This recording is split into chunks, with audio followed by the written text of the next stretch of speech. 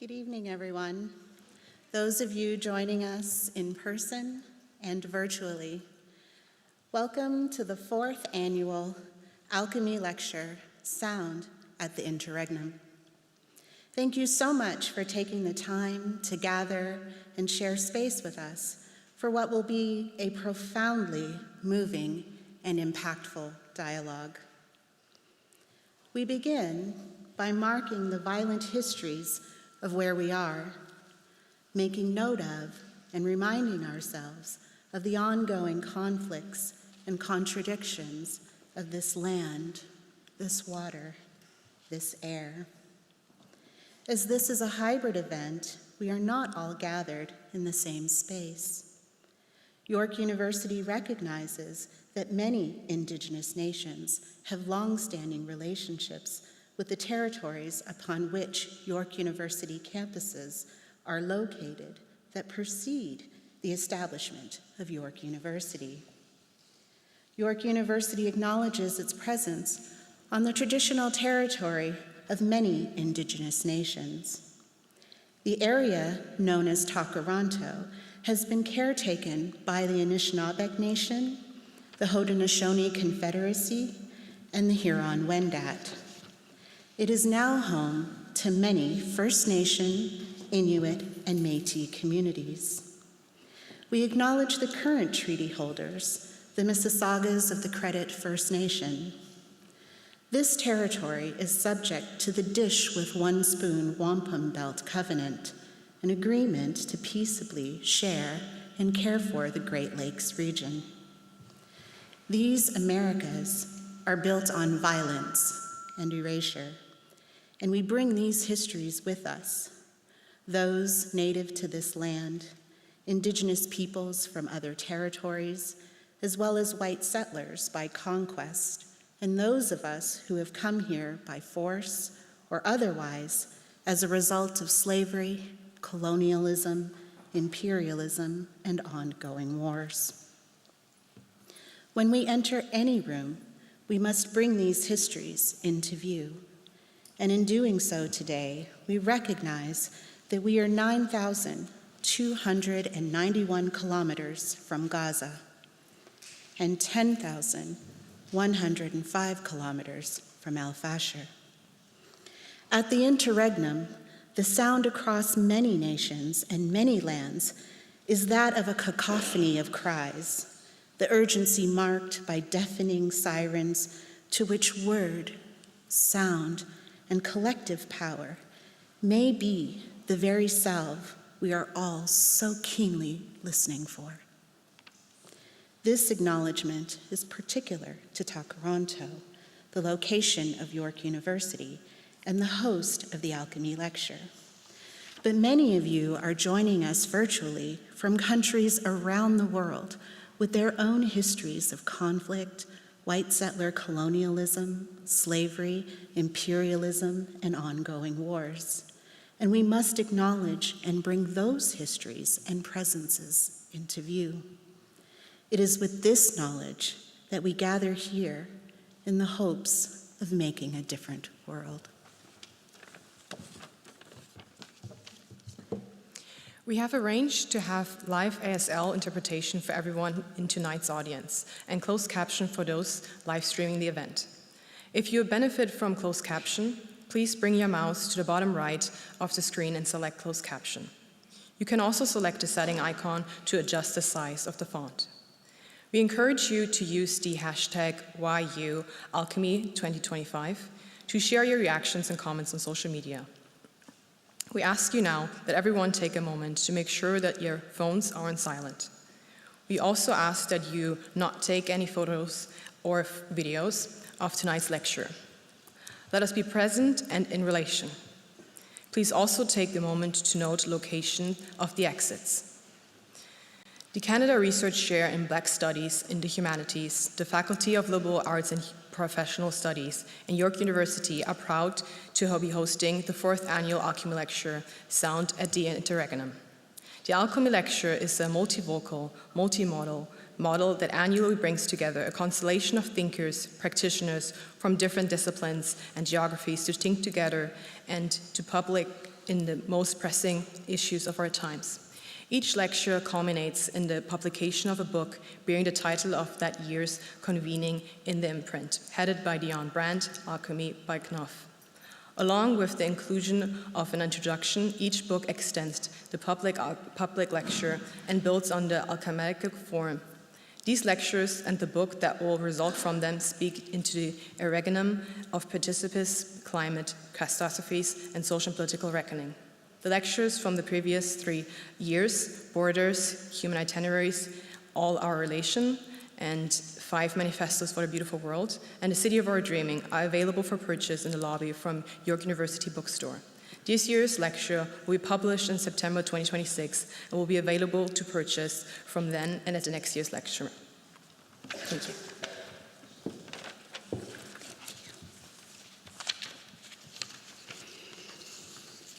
It is now my privilege to introduce our host and brilliant architect of this evening's lecture. Christina Sharp is a writer, professor, Tier 1 Canada Research Chair in Black Studies and Humanities at York University. Sharp is author of 3 books, most recently, Ordinary Notes, named a Best Book of the Year by many outlets and winner of the Hillary Weston Writers' Trust Prize in nonfiction and the Holdler Prize.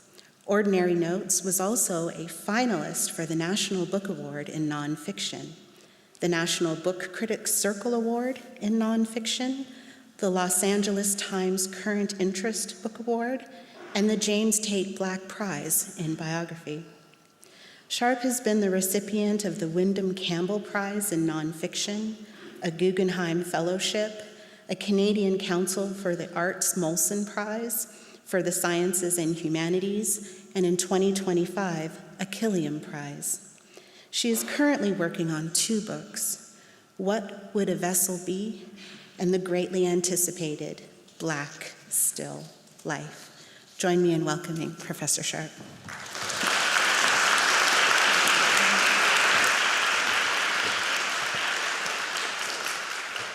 Good evening, everyone.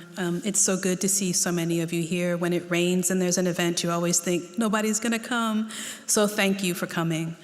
Thank you, Jan and Sheba. And I want to add to their remarks and also, do you have is there feedback? Oh, it's outside, okay. I want to add to their remarks and also welcome everyone who's joining us in person and online for what is incredibly the 4th annual Alchemy Lecture, Sound at the Interregnum. Now we have a brief video welcome from Interim Dean Catherine McPherson.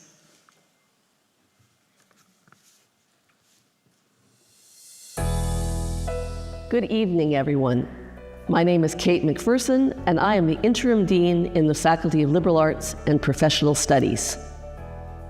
On behalf of the faculty, we'd like to welcome you all to the 4th Annual Alchemy Lecture, Sound at the Interregnum. We are delighted to have so many of you join us today, whether you are here in person or connecting with us online from across the globe. Each year, the Alchemy Lecture gathers thinkers and practitioners from diverse disciplines and regions to engage in public dialogue on a theme. We are grateful for the space the lecture creates to spark innovative thinking and challenge dominant ideologies, urging us as faculty, students, and global citizens to consider the world we're living in and how we might work to make a better one. The Alchemy Lecture reflects our faculty's commitment to advancing social justice by creating spaces like these to have meaningful conversations about the most pressing issues of our time. By embracing diverse perspectives and ways of knowing, we can foster cross-cultural understanding and work towards a more equitable and inclusive world. We'd like to thank Professor Christina Sharp, our distinguished colleague in the Department of Humanities, and Tier 1 Canada Research Chair in Black Studies in the Humanities for hosting this event and serving as the inspiration behind it. We'd also like to thank our partners at Penguin Random House for their collaboration. We thank Janice Anderson, Assistant Professor at Trent University and Research Associate in the Alchemy Lecture, and Sheba Wiafe, PhD student from York, as well as Ola Muhammad, Assistant Professor of Humanities at York. Your contributions have been vital to the success and growth of this year's lecture. Finally, we'd like to express our sincere gratitude to all of the attendees and champions of the Alchemy Lecture. Your presence, contributions, and encouragement help make this meaningful and impactful event year after year. We hope you all have a wonderful evening. Thank you. So there are many people and programs who have provided financial, in-kind, and other support without which this lecture could not happen. And so I have a long list of people to thank because we don't do our work alone, and I want to speak their names into the room for their commitments to this project, their ongoing support and collaboration. So please see the slides on the screen for people's full affiliations. So I thank the Office of the President, the Office of the Dean of the Faculty of Liberal Arts and Professional Studies, the Faculty of Liberal Arts and Professional Studies, Ravi DaCosta, Dion Brand, Canisia Lubrin, two of the first alchemists who continue to support this work, Ronaldo Walcott and Natalie Diaz, Andrea Davis, Leslie Sanders, Grace Ngugi and Medina Agenor, David Chariandi, Carl James, S.A. Smythe, the Butterfield Family Foundation, the International Institute for Critical Studies in Improvisation, the Department of Humanities, including the Graduate Program in Humanities and the Black Canadian Studies Certificate, the Graduate Program in Social and Political Thought, Jan Anderson and Shiba Wiafe, without whose organizational skills I would be lost, the whole crew at Penguin Random House, Kristen Cochran, Martha Kanya-Forstner, Lynn Henry, Dion Brand, Ashley Dunn. To Nathalia Whittingham and Nazreen Vakilova of Events and Internal Communications at York. This is our 4th year working together, and I'm profoundly grateful for the care and precision you bring to all that you do. Thank you to AV Services, the ASL interpreters, and the York University Bookstore. Thank you to all of you and to all of the people who open and close the rooms. We are immensely grateful. And so can we have a big round of applause? Thank you.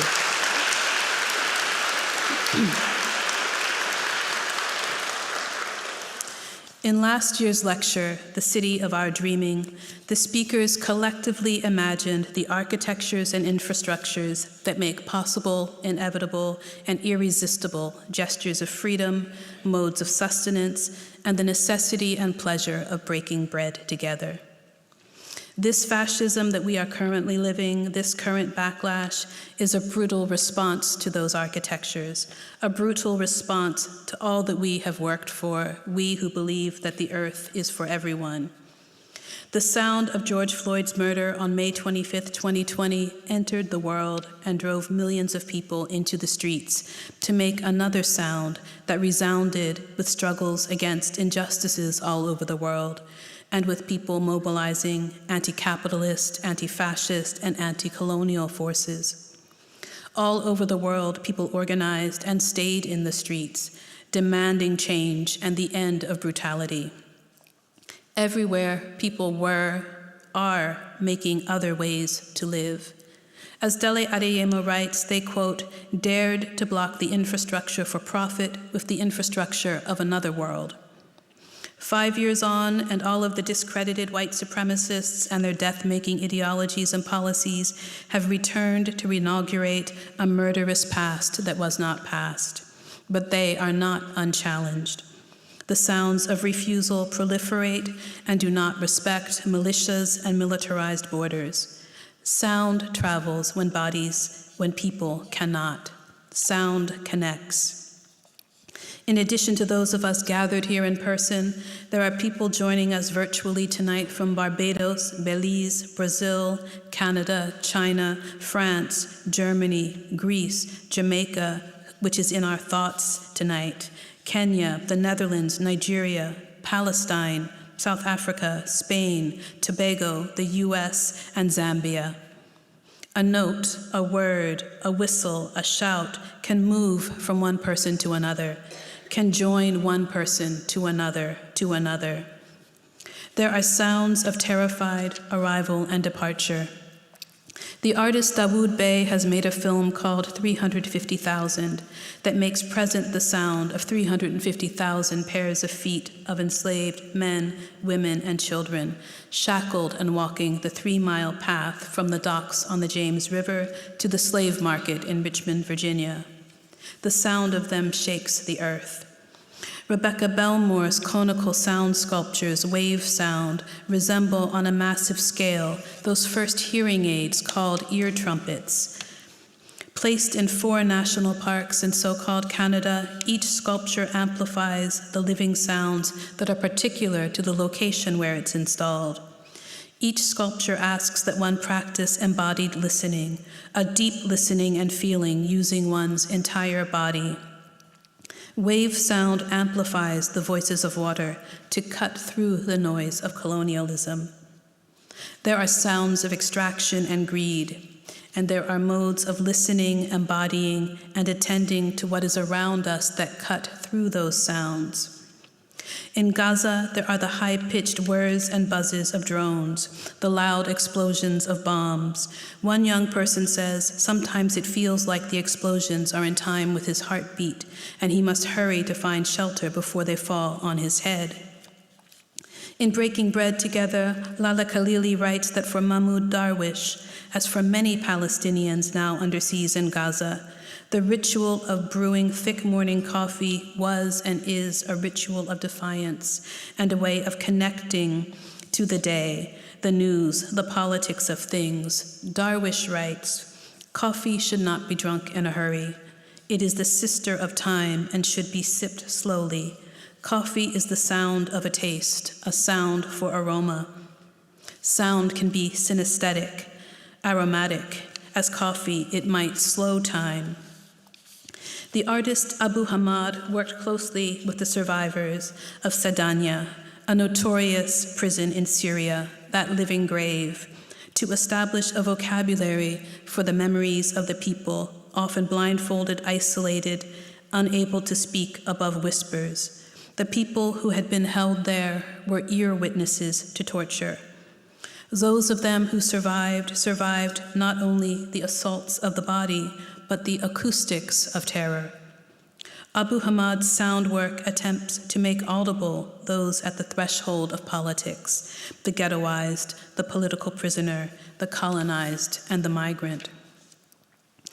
In Wayward Lives, Beautiful Experiments, Saidiya Hartman writes of the lives of young Black women in the first third of the 20th century and the enormous risks they took in the face of total violence. She writes, nobody remembers the evening Esther and her friends raised hell on 132nd Street, or turned out Edmund's cellar, or made such a beautiful noise during the riot that the screams and shouts were improvised music, so that even the journalists from the New York Times described the black noise of disorderly women as a jazz chorus. Sound is terror and witness and the improvisational music of refusal. Across the U.S., people are using whistles to warn other people that ICE is in or approaching the area. This is a kind of protection in the midst of fascism. Sound is sonic protection. Writing about Paul Robeson, Shauna Redmond says that to hear his voice during the 1950s was to hear his body performing under the conditions of McCarthyism. After Robeson's passport was revoked, and despite not needing one to cross from the U.S. into Canada, he was prohibited from entering the country. So on May 18, 1952, Robeson gave an outdoor concert at Peace Arch Park in Blaine, Washington, for the people, almost 45,000 of them, who gathered on both sides of the U.S.-Canadian border in order to hear him. When Robeson's body could not move across borders, the exception to his travel prohibition was sound. Sound carries. The 4 speakers for tonight's lecture, Sound at the Interregnum, will carry us across time and space as each responds to my prompt. At this interregnum, we meet oligarchs and fascists and manufactured crises of housing, ongoing genocides and displacements, extraordinary renditions, the takeover of universities and a deepening anti-intellectualism, the militarization of public space, the shrinking of the commons, the use of sonic weapons, the complicit silences of mainstream media, and the refusal by those who have taken power to make a world in which everyone's needs are met. What are the sounds you need to make? What are the sounds you want to make? What are the sounds you need to leave to the world on the cusp of becoming something else? The poet Don Mi Choi says, if the language we create, reformulate, and recode can survive under the forces of language that occupies, militarizes, tortures, and kills, then we made something happen. Tanya Tagaq sings, they took our tongues, they tried to take our tongues, we lost our language, and we didn't. Tracy Chapman sings, don't you know they're talking about a revolution? It sounds like a whisper, and it builds to a chorus. In the midst of genocides, in this time of tech billionaires and oligarchs, we gather here in person and virtually, in this interregnum, in this in-between time, and join these four speakers and each other in the spaces that their sounds make. So my last thanks for this evening go to each of the alchemists. Thank you for saying yes. Thank you for making the sounds that we need. After their talks, we have a very brief exchange on stage, and then my colleague, Dr. Ola Muhammad, York Research Chair in Black Sonic Cultures, will deliver tonight's closing remarks. It's now my pleasure to introduce each alchemist in the order in which they will speak. As I read a brief bio, their longer bios are in the brochure, I would ask them to please take a seat on the stage.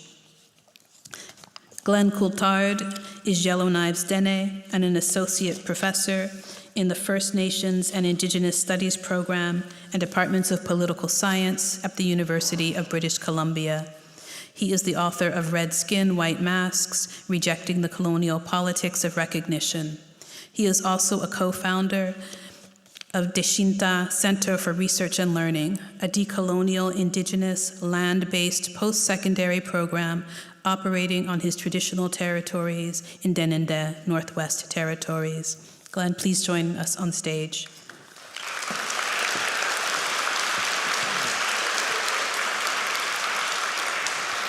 Next is Madeleine Tien, a writer and librettist, the award-winning author of a short story collection and 4 novels, including Dogs at the Perimeter, Do Not Say We Have Nothing, and The Book of Records. Born in Vancouver, Madeleine lives in Montreal and teaches part-time at Brooklyn College at the City University of New York. Madeleine, please join us.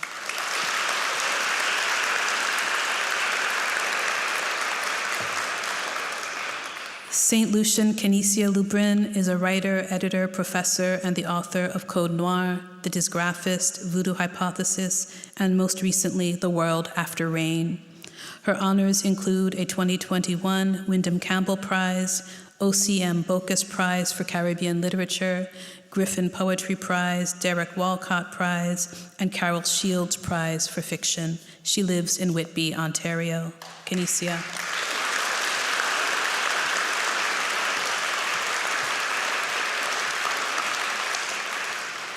Emmanuel Wilkins is a saxophonist, composer, and educator. His Blue Note debut, Omega, was named the best jazz release of 2020 by the New York Times. In 2022, Wilkins released The Seventh Hand. In 2023, he was awarded 3 Downbeat Critics Poll Awards, including Best Alto Saxophonist. And in 2024, his quartet won the Deutscher Jazz Prize for Best International Live Act. In fall 2024, Wilkins released Blues Blood and was named by the editors of Jazz News and Jazz Magazine as the Best International Jazz Musician of the Year. Emmanuel, please join us.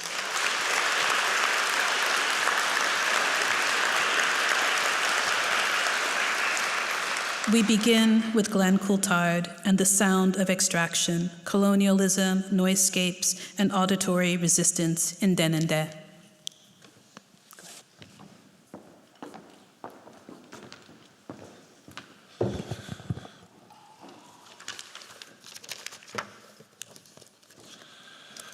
Okay, good evening, everybody. Can you hear me? Yeah? All right. It's my pleasure to gather with you all here in Toronto. As my friend Leanne Simpson has taught me, Toronto is an area rich in the theory and practice of Indigenous political alliance, holding the histories and presence of not only the Mississauga Nishnabeg, but also the Wendat and Haudenosaunee Confederacy. Each of these nations negotiated and continue to practice diplomatic relationships with each other and to share the land while respecting each other's governance, jurisdiction, and sovereignty. Each nation also exists in deep reciprocal relationships with the Great Lakes, in particular Lake Ontario and the waterways that flow into it. I was invited by Christina Sharp to give this lecture in the spring of 2025. And I'll admit my first reaction was, of course, gratitude, but also one of reluctance. Who the hell was I to speak about sound? Yet shortly after agreeing to participate, I traveled home to Denendeh, more specifically to my home community in Willowday, the homeland of my people, the Yellowknives Dene First Nation. I stayed at my cabin close to Deda, a Yellowknives Dene community situated about 35 kilometers outside of Yellowknife, the capital city of the Northwest Territories, and one whose rapid growth from the 1930s to today has brought about significant change and upheaval for my people. It was there that I began to sit with sound, and it was here that I first opened up myself to the invitation that I was really being offered, to approach my work from a new vantage point, one that would compel me to dig into the stories of my people and my home in order to articulate more fully the material and effective experience of Dene resistance.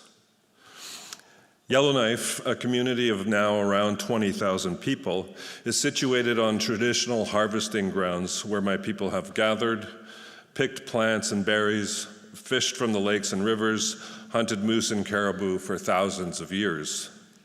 It was only following the discovery of gold and in the influx of white prospectors, missionaries, RCMP, and bureaucrats that the sounds of these harvesting grounds were replaced by the sounds of an entirely different sort and entirely different scale.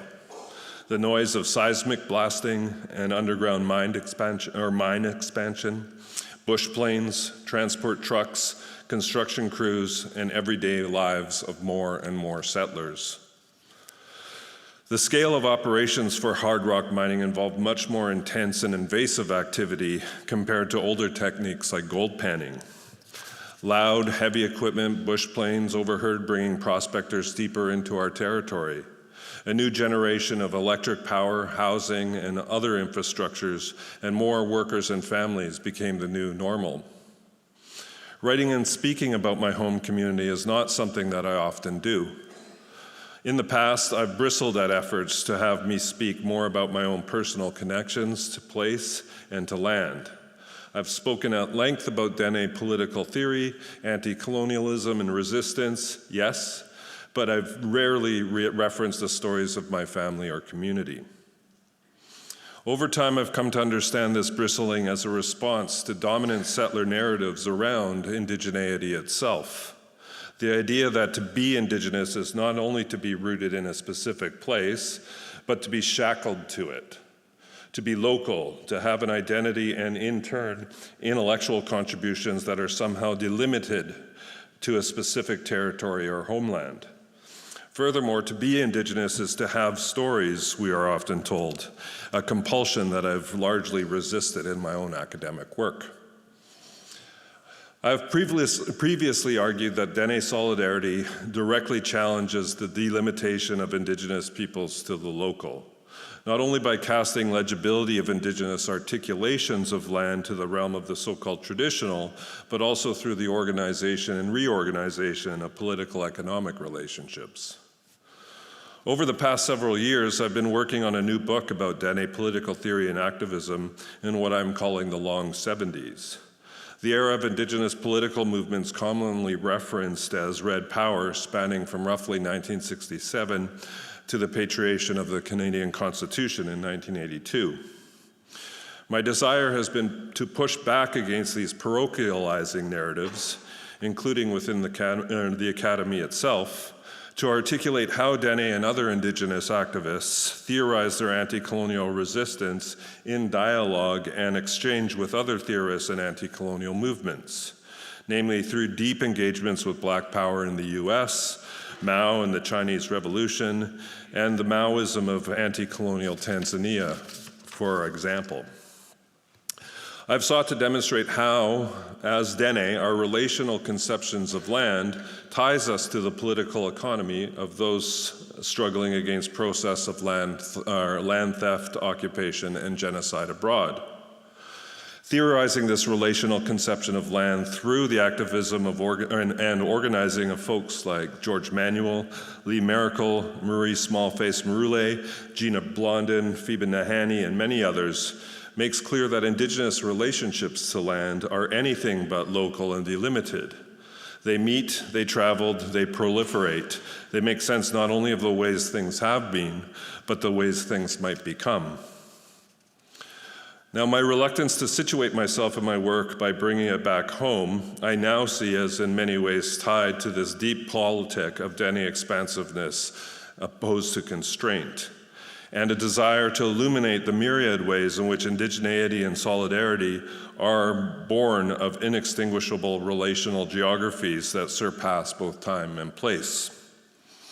Until now, I've largely oriented this work around Dene resistance to oil and gas development up the Mackenzie Valley and uranium mining to the Satu, tracing the relations and resource extraction throughout Denende that have elucidated in Palestine, in Japan, South Africa, Southern Africa in general, and beyond.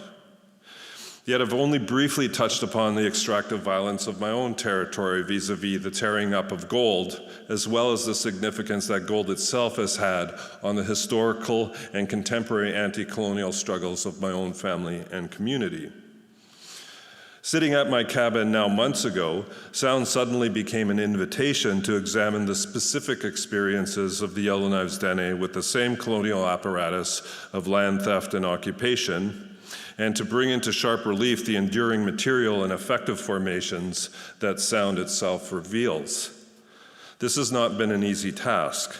The resentment that I've had, always channeled through my work on Indigenous political thought, becomes even more visceral when I turn to my own family members and to the land we know so well, and draw immediate connections between their own lived experiences and the violences of capital, colonialism, and extraction. My grandmother Margaret passed away very recently, and between the bookends of her incredible life, she witnessed the first settlers to Yellowknife, the permanent containment of her community, Deda, the noisy encroachment of an expanding settler community on lands that she and her parents had traveled freely, the start of blasting at Giant Mine, the disappearance of the Nkanu at the Yellowknife River, and the poisoning of her people and land upon which they depended from the arsenic that poured unchecked into local waterways. Yet her life and the life of generations of family who recently gathered to honor her legacy was also witness to parallel truths. The persistence of a Dene way of life, of being and living, even in the face of profound change. Dene uprising against a pipeline through the Mackenzie Valley in the 1970s, and the tireless assertion of unextinguished rights to land, sovereignty, and self-determination. The silence that followed the closure of Giant Mine and the return of the Nkanu to the Yellowknife River. Through the profound noiseescapes of gold, that gold have politically, economically, and materially disrupted the relationships that have sustained the Yellowknives Dene over generations, these sustaining relations nevertheless persist, relentlessly countering the noiseescapes of colonialism through the auditory resistance of drumming, of gathering, of community in spite of. In this way, sound becomes a critical site for the expression of Dene resistance and makes legible a multitude of human and more than human forms of resistance that are often overlooked in scholarly efforts to theorize settler colonialism and resistance to it. Noisy newcomers. In short, today I want to examine the effects of giant mine on the Yellowknives Dene by paying particular attention to something I have failed to consider in discussions of extraction and colonialism: noise. When people think of giant mine, they usually think of arsenic, the toxic byproduct of gold extraction that still seeps into the land and water, poisoning game, fish, berries, and of course, people. Between 1948 and 2004, Giant Mine released more than 237,000 tons of arsenic trioxide dust into the surrounding environment. Over the same time period, the local settler population grew from roughly 1,000 to 1,900. It has often been said that if you could equally distribute all of the arsenic that saturates the land and water surrounding the mine site to every human being on Earth, you would have enough to kill the world's population twice over. But if we listen closely, we can hear another form of harm: the acoustic violence that accompanied the mine's operation. Moreover, what has struck me through the exploration that this lecture invited is that such acoustic violence reveals not only the effective experiences of colonialism, but also the material of its resistance. Before the mine, this region was a quiet land of drum songs, stories, and wind off the lake, a soundscape shaped by a Dene way of life on and in relationship to land.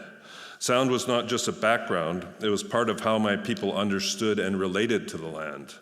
As our elders often say, the land speaks if you listen.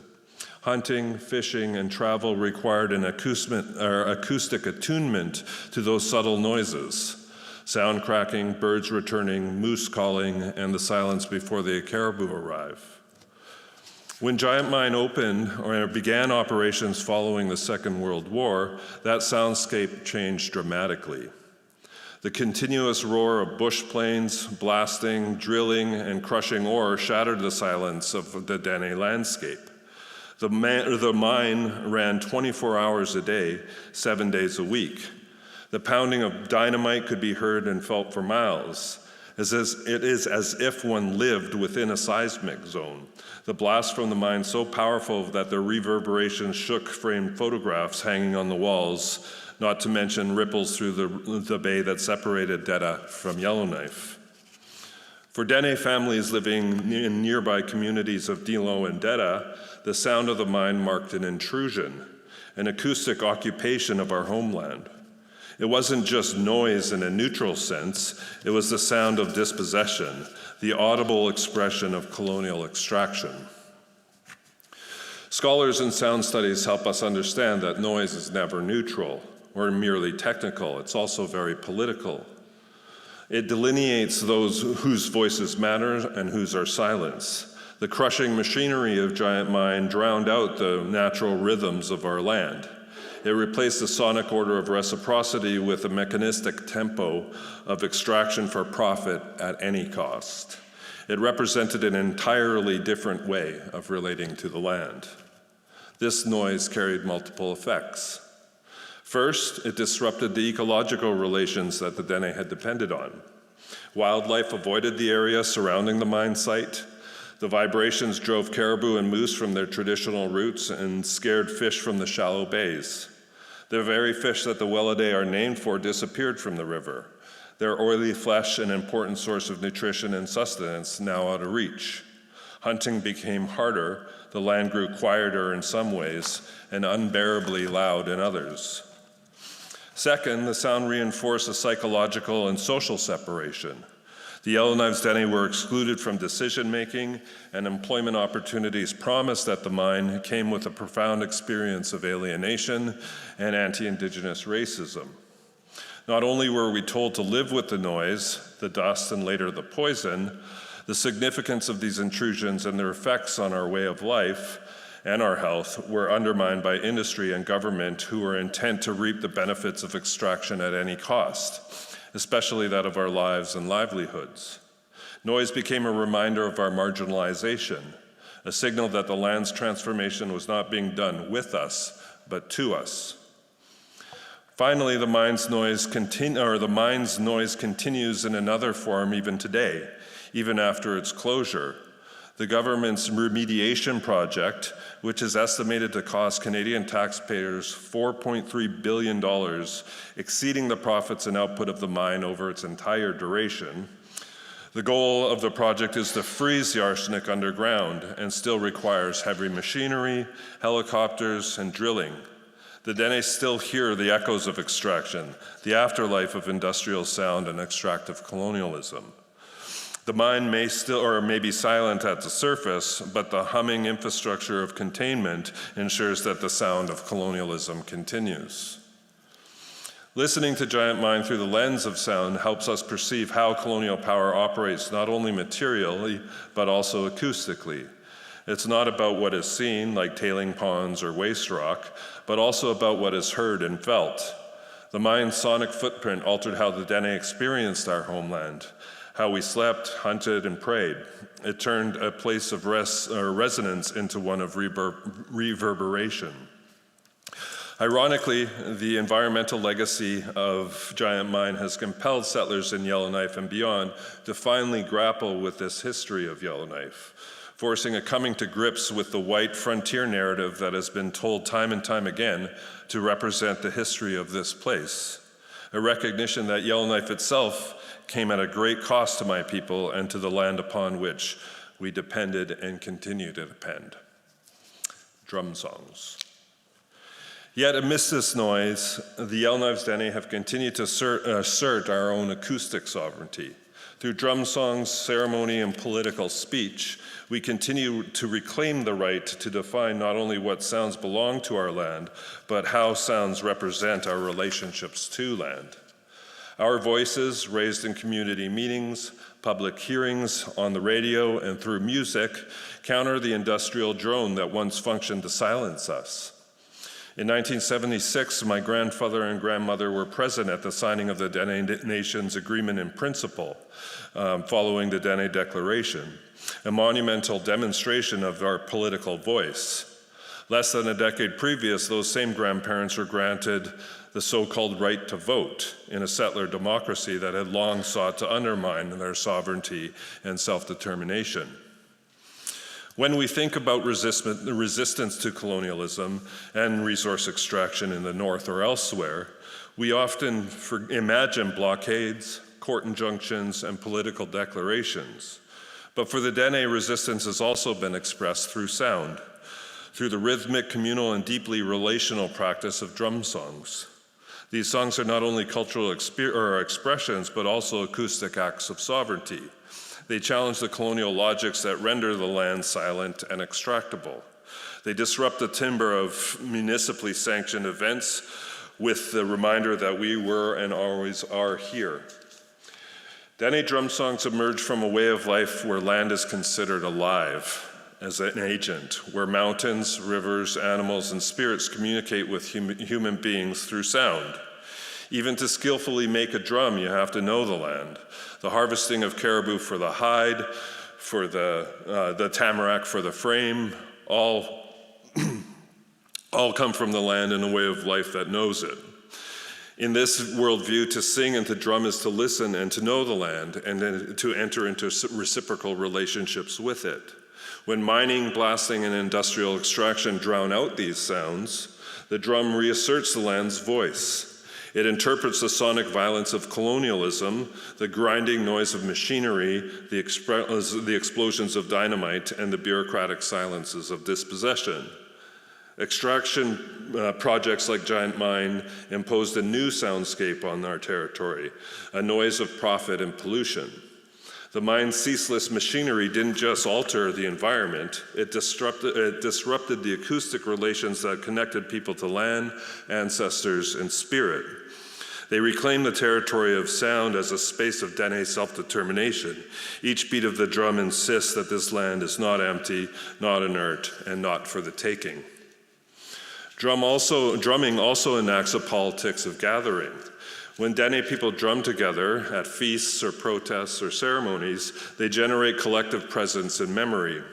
The drum unites voices across generations and communities, reminding listeners that resistance is not only about opposing extraction, but about sustaining life, family, and community. It's a form of acoustic sovereignty, the power to control how people's world is heard and thus understood. In this sense, Dene drum songs are not nostalgic survivals of a pre-colonial past. They are living, adaptive forms of political expression. They refuse the colonial demand that Indigenous sounds be either folkloric or silent. The drum instead vibrates with what Audra Simpson has termed refusal. It asserts that Dene worlds persist despite extraction, that the land still listens, and that its people still sing back. Giant Mind's legacy is thus not only chemical, but also sonic. It changed the way the land sounds and the way that people hear. Paying attention to that noise has allowed me to hear colonialism differently. Listening carefully to the Yellowknives Dene teaches us that decolonization also requires re-listening to the land and to the sounds of resistance that continue to rise from it.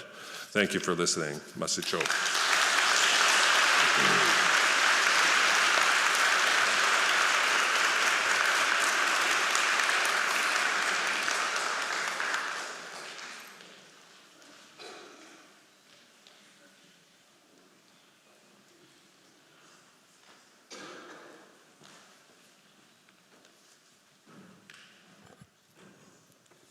Hi. Thank you, Glenn. It's such an honor to be with everyone tonight and with all of you. My piece is about quiet, the quiet of the library, the space between books and sound as a form of touch, and about the writers, the Palestinian writers Adoniya Shibli and Mahmoud Darwish, among others. No sword nor any book.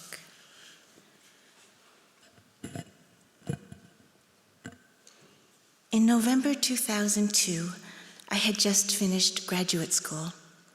I was 27 years old and living with friends in a shared house near the university campus. One afternoon, my mother left me a message on the answering machine. I believe it was a Wednesday.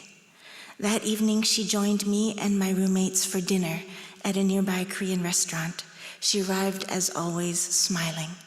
Even though we had nothing special to celebrate, our mood was celebratory. The next morning, my mother left on a work trip to the interior of British Columbia. The day after that, my sister left a message on the answering machine, her voice breaking, begging me to call her. When at last I was able to reach her, my sister told me that the police had come to her door to inform her that our mother had died in the night. At the age of 58, she had gone to sleep and never awoken. Many things happened in the hours and days that followed. I remember that when I was able to hold her hand again and tell her that I loved her, I knew she wasn't there. This was a new quiet, to be in the room with her and yet to be alone. Until then, I hadn't known that when we are in the presence of another human being, we can hear the hum of their soul, a soundless sound. And when that presence is gone, the silence is palpable and undeniable. At the end of 2002, I moved out of that shared house. Before I left, I noticed the steady red light of the answering machine. My mother must have left other messages, and her voice would still be there. Impulsively, I removed the microcassette and put it in my backpack. Over the next 23 years, I moved almost continuously.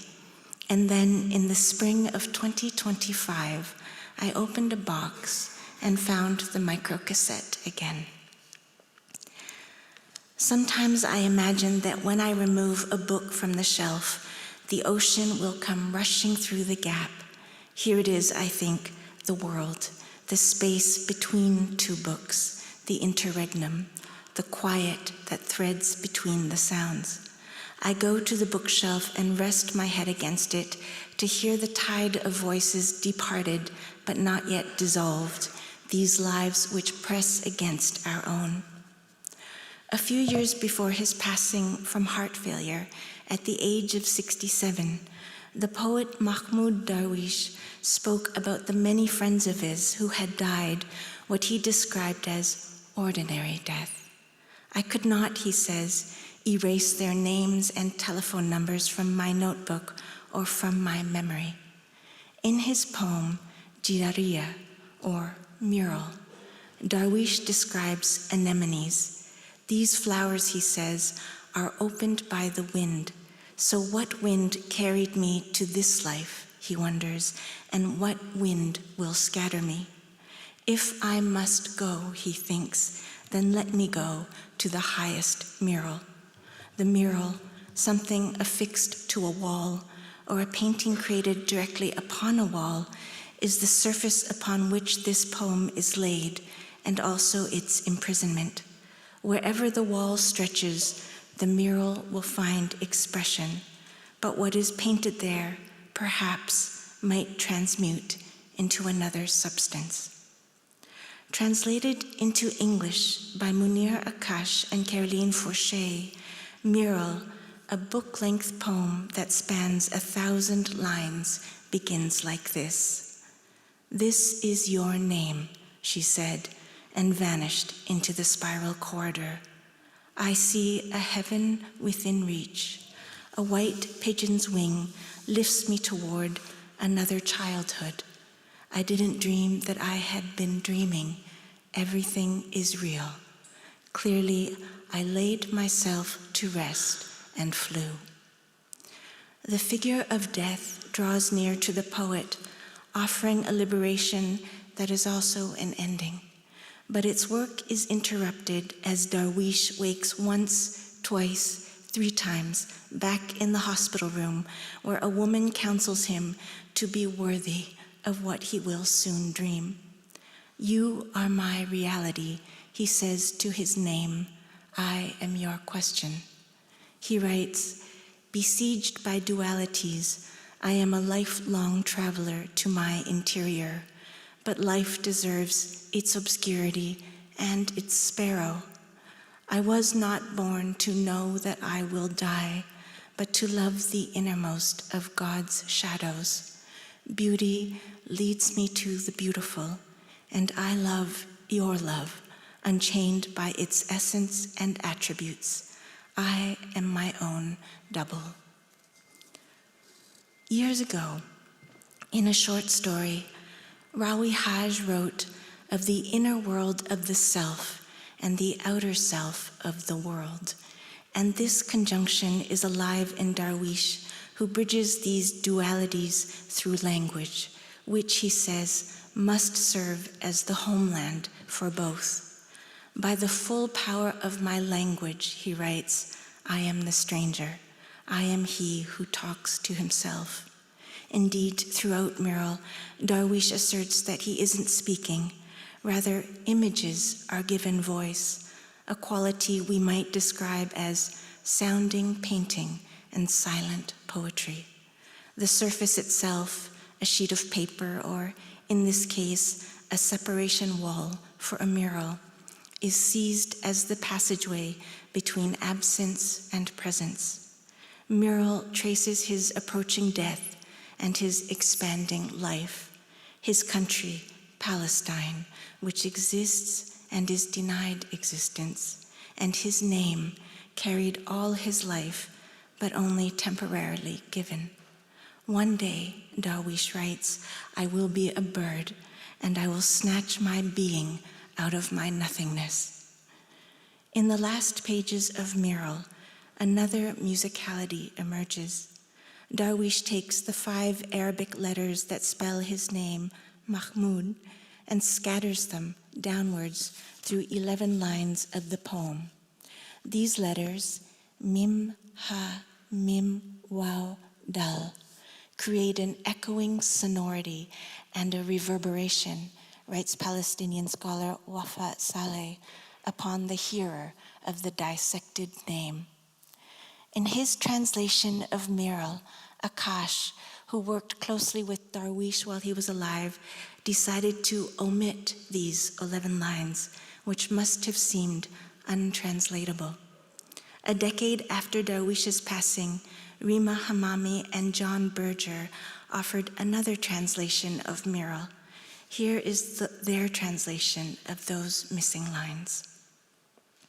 "And my name, mispronounced with its 5 horizontal letters, my name is mine. Mim, of lovesickness, of the orphan, of those who complete the past. Ha, of the garden and love, of 2 muddles and 2 losses. Mim, of the rake, of the lovesick, of the exile, prepared for a death foretold.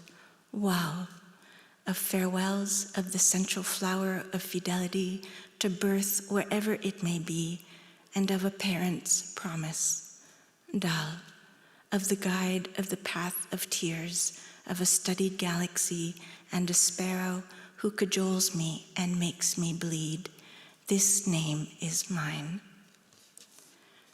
What becomes of a name dispersed in this way, or a life scattered over existence? Darwish writes, "The transparent one within you is your ode." He says, "Green, the land of my poem is green." His conversation with his name and with the temporary possession of a name lasted a lifetime. In The Owl's Night, he writes, "Perhaps I can handle my life here. Perhaps I can now give birth to myself and choose different letters for my name. Perhaps I will be transformed within my name." 2 years before his death, he completed a final long work, Fi Hadrat al-Khiabi, or In the Presence of Absence. And its first line reads, "I scatter you before me, line by line, with the mastery I possessed only in beginnings." In reimagining Mural, the translators had to discover what could be saved or omitted or relinquished, and what is present in its absence. In every transformation, something is left by the wayside. There is no alternative. Hamami and Berger retain those 11 lines. Akash excises them. And yet, his translation of Mural is of a different order. Akash's Mural has an unstable genius, a radiant fullness. But even this awe-inspiring effort will not capture what an Arabic language reader and listener perceives, or what a Palestinian feels as they read and reread Mural in its original language, or hear the poem in recordings of Darwish's own voice. Should we think of this as a loss? I feel it is something altogether different from loss, part of the living and alchemical quality of a work of art. Such creations, extremely rare, make us fall quiet. Quiet is not only, or not always, the absence of sound, but a stillness which makes a reality of hearing. Within this hearing, there is also the awareness of our limitations. Nearly all of the living world operates in ranges which human eyes and ears cannot perceive. What we hear at the very limits of our senses is precious. This recognition of loss stirs each of us into movement. In Mural, a man writes his own eulogy, and the eulogy for all who face their journey into namelessness. We make this journey knowing that the very depths of our longings may go unfulfilled. Help me, the poem says, to bear my survival. What have you done in this earthly world? The poem asks. The poem answers, what wind brought you here? Tell me the name of your wound, and I will know the roads where we might twice become lost. Derived from murales, or wall, we have the word mural. The wall is a separation barrier, while the mural seeks to transform the horizon to be a painting which extends sight. So let us go then, Darwish says, to the highest mural. In the depth of the night, when our streets and avenues no longer ring with human noise, when the midnight shifts of the world begin, the flowers which grow in response to moonlight bloom. We know that sheets of rain and newly fallen snow orchestrate distinct sensory worlds, and that the feeling of a dry, windless dark opens its own texture of quiet. What we say to one another in the night and what we say to one another in the day are different. The dark makes me quiet, but not speechless. At the limits of my senses, my questions open. In the night, I wake in a sweat, open my phone, and see images of the destruction of Gaza. I see the bombings and killings of the night. I wake to see a headline that 200,000 Palestinians have been killed or injured in Gaza, a number, an obscenity, confirmed by the former chief of staff of the Israeli forces, who says, "We took the gloves off from the first minute." This touch, I think, this touch we lay upon one another. Opportunists, wrote John Berger, fragment the world. Disasters are flowing together into a delta that has no name, nothing to do today but to try to walk on the bitter waters of this nameless delta. But how to walk on these bitter waters? To wrap the things that matter in poetry, to make a shroud for what hatred destroys and degrades, and what cruelty reviles century after century, it is the task, perhaps the only task of the writer. It is necessary, and it is not enough. What art does, writes Omar Al-Akkad, is meet us at the site of our insanity, our derangement. There comes from this, then, at least a working definition of a soul, one's capacity to sit with the mysteries of a thing that cannot in any rational way be understood, only felt, only moved through. And sometimes that thing is so grotesque. What we do to one another is so grotesque that sitting with it feels an affront to the notion of art as a conduit of beauty. I have found that the land is fragile, writes Darwish, and the sea light. I have learned that language and metaphor are not enough to restore place to a place. When I slip the microcassette into the machine, the tape does not break. Voices begin to sound. There are messages about potluck dinners, jobs, groceries, get-togethers, and then my sister's voice, crying. She says, "Please call me right away. Please call me right away." And yet more messages. In the stopping and starting of the tape, some voices are interrupted. A later day is recorded over a previous week, but then an earlier day resurfaces so that voices and days interlace. "Hi, Maddie. It's Mom. I don't know where you are, but I thought we were supposed to go have lunch and then go to the other place, so give me a call if you can't make it. I'll be in the office tomorrow, but I'll be in a meeting all day. But you can reach me at home tonight, so take care. Bye."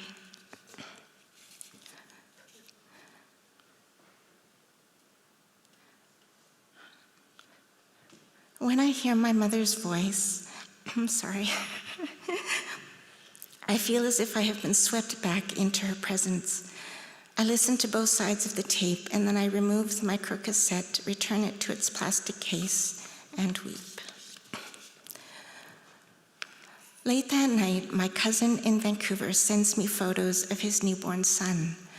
Mother and child are beautiful. My cousin tells me that the baby was born on the anniversary of my aunt's death 23 years ago. He was born on this day, my cousin says, the first day of all the days to come. One day, writes Mahmoud Darwish in Mural, I will be what I want to be. These words echo 4 times in the poem, and each repetition is followed by a different image. One day, I will be a poet. One day, I will be a grapevine. One day, I will be a thought that no sword nor any book will bear to the wasteland. This last variation, which appears first, takes root in me and cannot be pulled loose. I ask my beloved what this line might mean. He says, "It is a thought that has no instrument or tool to carry it, a thought that is not written in stone, that belongs to no creed and no holy book, a thought that cannot be used as propaganda or as an instrument for violence. It is a thought," my beloved says, "that can only come from being in the world."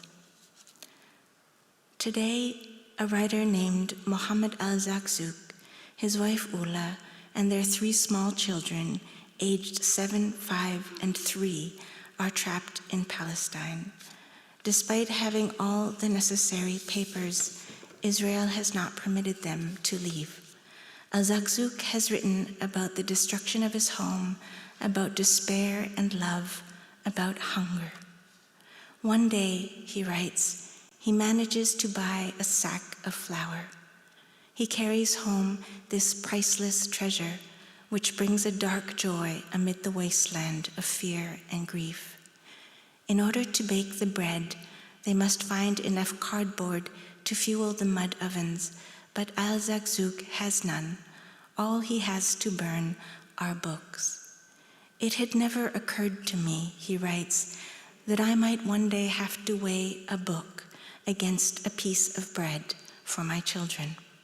These books, he continues, included those gifted to me by friends at their book signings, with dedications handwritten in the front pages. The books felt to me like part of a shared memory, belonging to all those people, some of whom were still in Gaza, some of whom had gone abroad, and some of whom had died while searching for life. He tells himself he cannot burn a single page of a book, and there must be some other way. Around him, everywhere, young and old alike are searching, raking the ground with their eyes. "I was overcome," he writes, "by a crushing sense of despair as I looked left and right, running now, chasing the paper mirage. I nearly went back to the flat and took 2 books from the shelves and would have burnt them to bake bread for the hungry children had not the owner of the store beneath our building intervened. "You're looking for cardboard boxes, aren't you?" he asked. "Do you have any?" I replied eagerly. "Here," he said, handing me 3 large pieces of cardboard. "Nothing is too precious for you." I thanked him several times before racing back upstairs, happy and proud, and grateful to the man for rescuing me from the sea of regret I'd soon have been drowning in had I begun to burn my library. They were only a small and humble collection of books, but to me they were the souls of the people who had written them, and this was no metaphor or poetic image, but a truth I had felt for many years. One day I will be a thought that no sword nor any book will bear to the wasteland. I ask myself, and I ask our world, what these words, born of being here together, could mean. Thank you.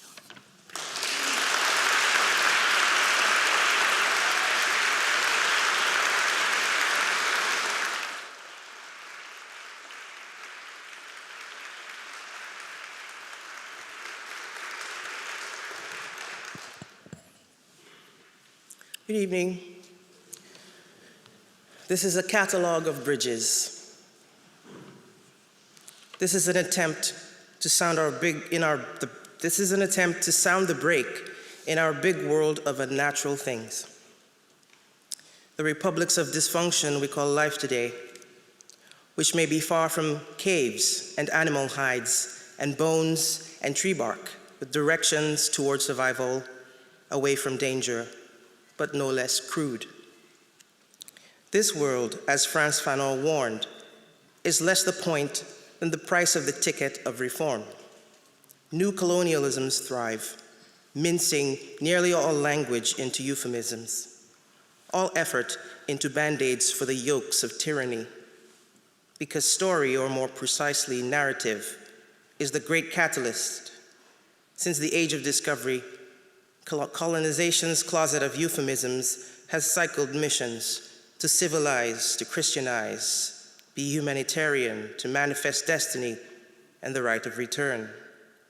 How to attend to the deepening crises of this early 21st century in a more than merely an oblique fashion. When collapses of the social, ecologic, political, and cultural orders of this world mangle the great registers of honest silence. When this incarnation of a poet's nightmare is impossible and unbearable to accomplish. My own map is archaeologic and futuristic, museum and workshop. To sound the break is first to call things by their true names. A world shaped by conquest and empires divide and conquer classrooms, their rippling expanse deepening the incoherence of history. Corresponding practices of being, noticing, and refusing are the plain condition of sharing in social life. In this, survival is not merely seductive, it is a way of seeing symptomatic of a victory, typical of the in-between that peels at the future, spaces for making and unmaking in present tense, activities that mean to strike the ending blow to imperialism, where armies of its defenders boast about unconquerability.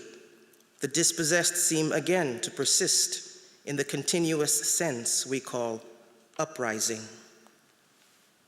Could it be enough then simply to expand an oblique determination to learn from the linkages, the ongoing dialogue between periods of revolt such as we have now, another age of revolution, another more menacing foe? In the broader global struggle for dignity, coexistence, and genuine stewardship, I would like to leap at every wound, even without the salve, even with my two small arms. But the frequencies of us are large enough, through small gains and necessary failures, to name things in the interregna of the ailing world. Here and there, in the accounts of others and of ourselves, face to face in a ghostly room, to be firm in the overwhelming inertia of the present fascisms. This act, more circuitous than I would prefer, is a story of assemblage. In this way, I think always of a before. Before implying consequence in etymology, such as that of the word capital, capitalis, the medieval Latin that derives capitalism, or of the head, and joined with the word pars refers to the principal sum of a loan. Over time, capital evolved stock, merchandise, or funds, and in the 19th century, capitalism comes to describe the system of private ownership of the means of production.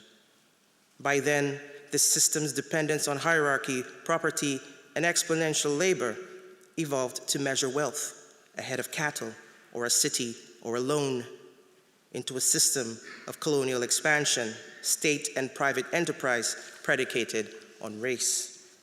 The evidence of a world inaugurated by chattel slavery and gulfs, the uncountable, inarticulable indices herald.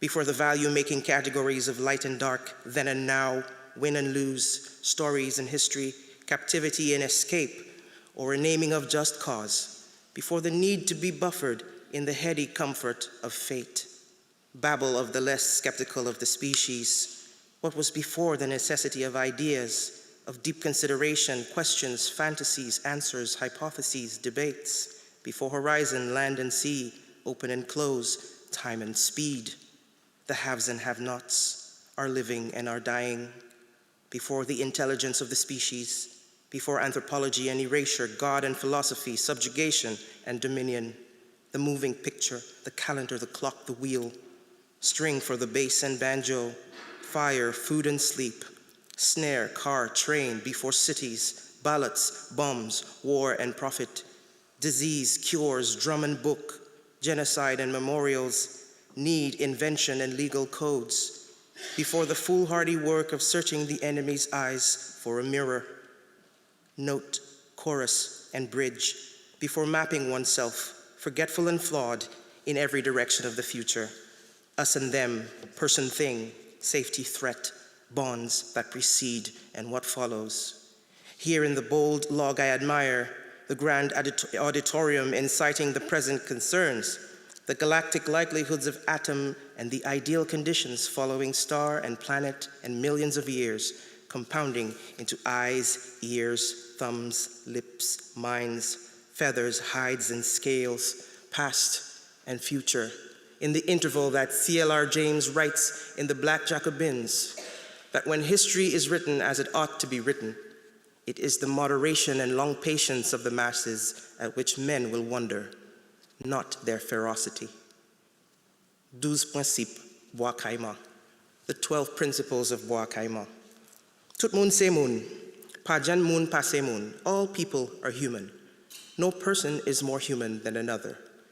I resist repeating the usual calendar of human history where ruin buries ruin, because no list will exhaust the sophistry of the broken and popular. Here is a gradient nonetheless to set the scene. Daily life in 16th century Saint-Domingue, now Haiti. You have managed 20 years on earth before learning the life-altering sonographs of captivity, the covert approach in the bush or on the road, or the cry cutting the wind before blade and shackle resound, depending on their design, metal weight on the locomotion of limb, the thud and clatter, like dub, of the iron shackle, or the metal balls of crab rattle shackles, sounding the captive's every traffic. Others with bells or spiked collars to alarm two ways, to dissuade captives from becoming escapees, and prior to life on the plantation, to locate those who would be called the runaway, who will annul the slaver's version of their lives. At the slave castle, more bells will blot your ears, linking you to the calamitous losses of others newly captive like you. At the end of the world, you'd known all of your life, is a new vaulted relation in the hold. There is no place where these troubles have been fixed. Good enough attempts to manage lasting solutions are still far off in a future also beset by the spectacles that will be made of those crucial moments, triumph and failure, histories of conquest bridged to their phonetics of too much. To be here is simultaneous sociality. The sound of gunfire and metal scoring flesh mark your passage to unbelonging. A world beginning with rulers, producers of the West.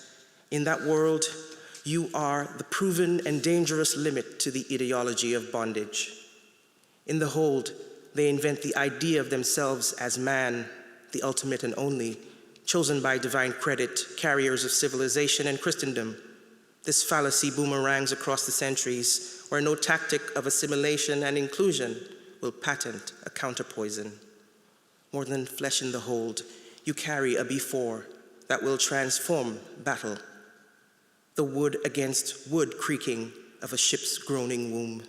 The stinging bass of ocean against the ship's hull is presage. Before glissant, you emerge from the abyss into a short fugue of sleeplessness that cannot stand for life on the black soil, where you will be herded for the sugar mill. Day over day come the sales of harvest. There will be no single event to which you can be compartmentalized. You will cast a line down the centuries, arm to arm, one back to the next, mending the fabric of a kinship from Africa to a new world grave, from which one day, someone who will speak with a voice like yours will answer to the name Dutty Boukman, will answer to the name Céline Fatima, will answer to the name Nanny of the Maroons. The coming Maroonage on which your very life will depend is the wellspring where Aimé Césaire will recall you late in the 20th century, as though by a conjuring before history, with the words, I hear coming up from the hold the enchained curses, the gasps of the dying, the noise of someone thrown into the sea, the baying of a woman in labor, the scrape of fingernails seeking throats, the flouts of a whip, the seething of vermin amid the weariness. So be it, so be it. For you, only 20, life expectancy is 23 years. Before the enslaver brands you, Caliban, your time on a ship at sea, stripped of all life-giving tenses, had taught you the noise of rebellion is bond against the architecture of catastrophe. For 3 years, you come to know La Caraïbe, the Caribbean and the West Indies, if not merely, then mostly as the severing of land from its ecosystems of relation, setting for imperial barbarism's most encyclopedic displays. During the 3 years you survive, 150,000 more just like you arrive on Saint-Domingue, that there is a world into which you were born free and in which you had become knowing.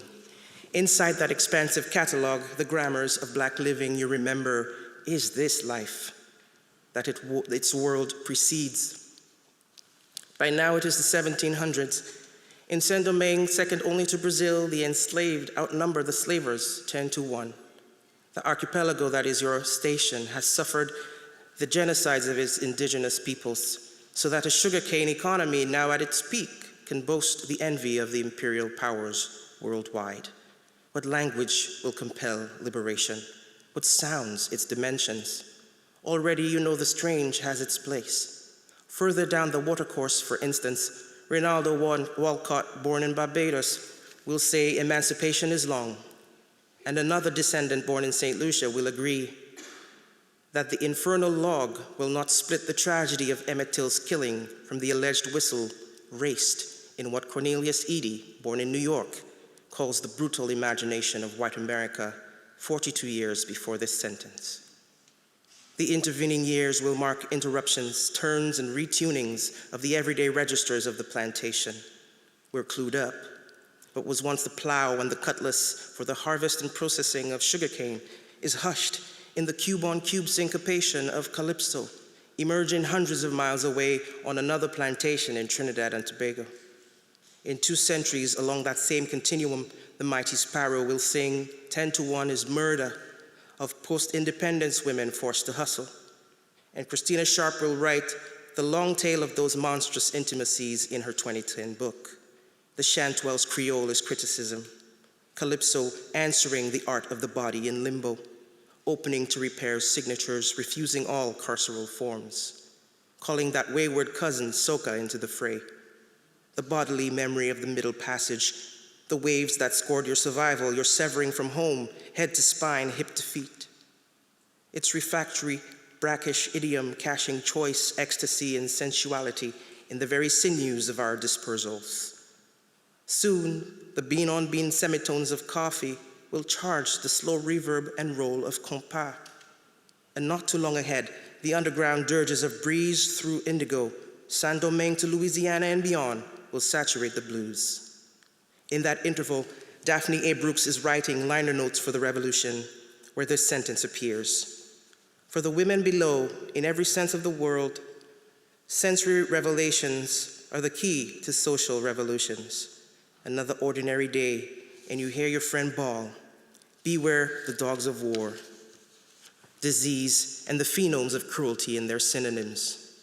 You both convulse for the branding, hot operation, burned at the stake, raising them up, crucifixion, mowing the lawn, incremental collective punishment. The mercenaries, changing names, though not stripes, have mastered their craft. What lexicon for this vile music? What appropriate response?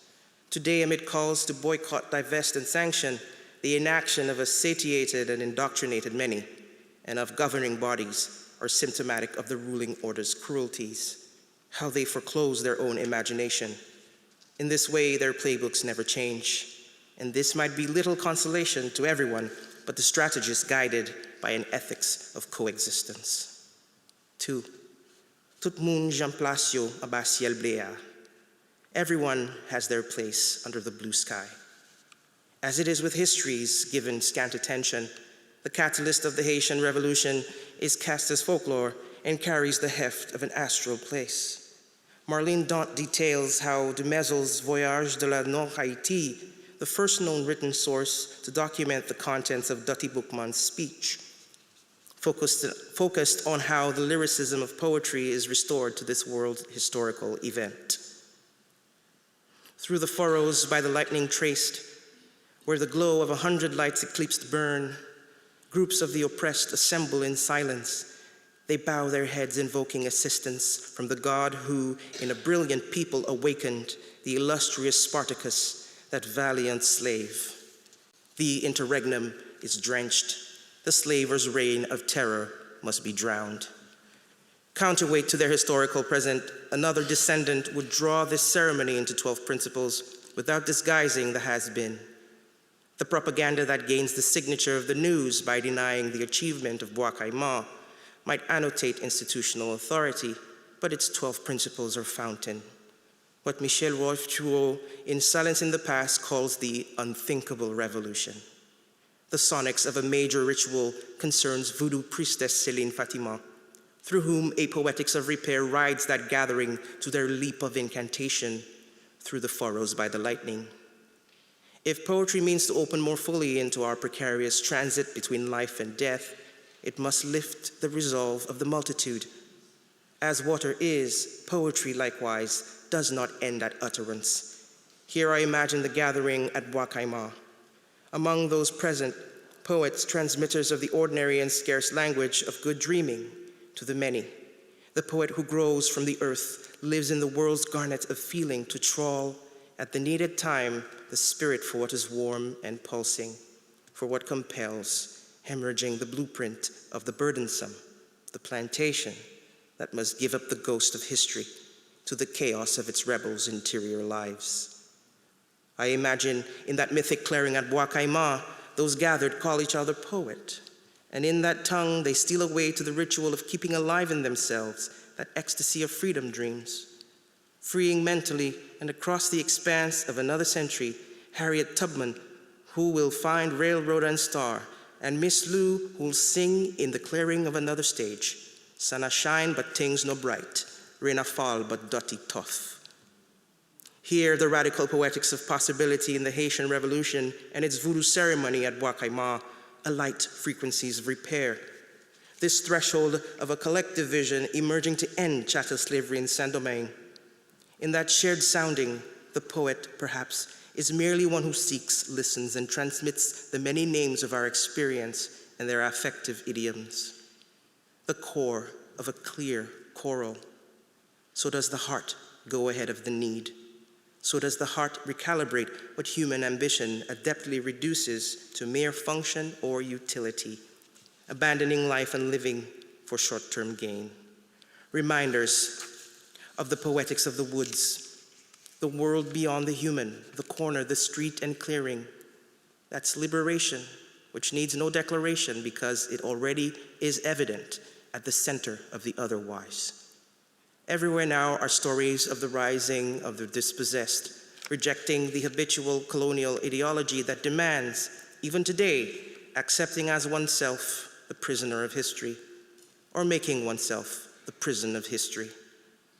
What is in the strategic genius of the Maroons is also in the peasant who knows the song is the suturing signal to the future of a truly liberated world, one in which there are no masters. In chapter 2 of the Black Jacobins, C.L.R. James writes that long before the 1789, the French bourgeoisie was the most powerful economic force in France, and the slave trade and the colonies were the basis of its wealth and power. So the slave trade and slavery were the basis of the French Revolution. With that revolution underway, enslaved people in the Caribbean would reach neither for the luxury of nonviolence nor the symbolic intrusion of a petition. The enslaved in Saint-Domingue recognized their own fire in the intensity fueling the peasants in France. Only a turning toward life at world's end could launch the revolt that would come to influence many others and strike fear in the mean hearts of enslavers everywhere. In the French colonies of the time, Guadeloupe, Martinique, St. Lucia, and Haiti, colonies solidifying the dominion of the French, the straitjacket of colonial disorder had been breached. The brutal machinery involved in the naming of the world from the centers of corrupt power need always be studied as the groundwork of resistance. From the top down, inequality breeds contempt, but also inspires the revolutionary passion of the dispossessed, who recognize in the idea of the universal the fortification of, for instance, Homo capitalis, the economic fatherboards requiring the servitude of children in the cobalt mines of Congo, the genocide of Palestinians, displacements of millions from Sudan, and their refusals echoing like Langston Hughes' Negroes singing of rivers. Their lament of wounded kinship resounds across the centuries. This practice of negation is heirloom and repetition. Imagine them, poets of ceremony, following Saidiya Hartman's critical fabulation, how they intimate far down our now familiar diasporic watercourses, the Atlantic, the beginning of music, as in Dion Brand's nomenclature. After almost 2 years, the ferocious spectacle of mass killing in Gaza would finally include famine.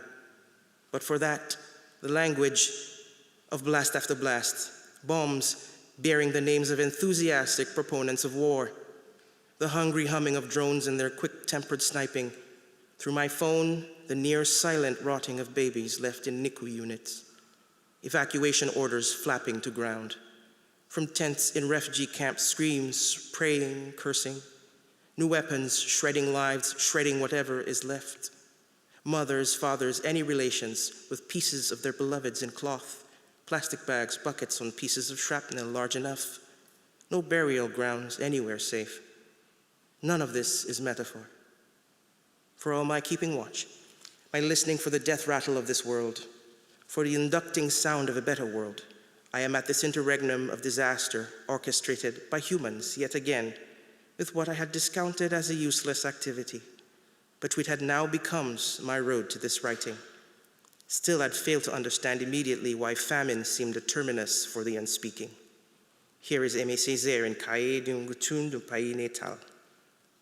I declare my crimes and that there is nothing to say in my defense. My mouth shall be the mouth of misfortunes which have no mouth, my voice the freedom of those which break down the prison wall of despair. The emaciated bodies of children, of Gazans, finally convinced many more in the unwilling spectatorship to break their silence. Famine during genocide becomes a last station for the body already asked to bear too much. She who is famished knows the malice of the world that has abandoned her, and at once stages the enigma of death as relief. Such a body, too wasted from within to recognize and respond to nutrients, finds a ghostly state that cannot be understood as belonging in a benevolent cosmos. Our psyches cannot bear the gauntness and the near mythic syntax with which starvation speaks. It is too explicit, the silence of it too loud and wounding. There, the vile balance of an unspeakable natural law. But the opposite of social collapse is the consequence of living beings expecting together the life force of collective expression, a poetics of negation, and a soundtrack for beginning again.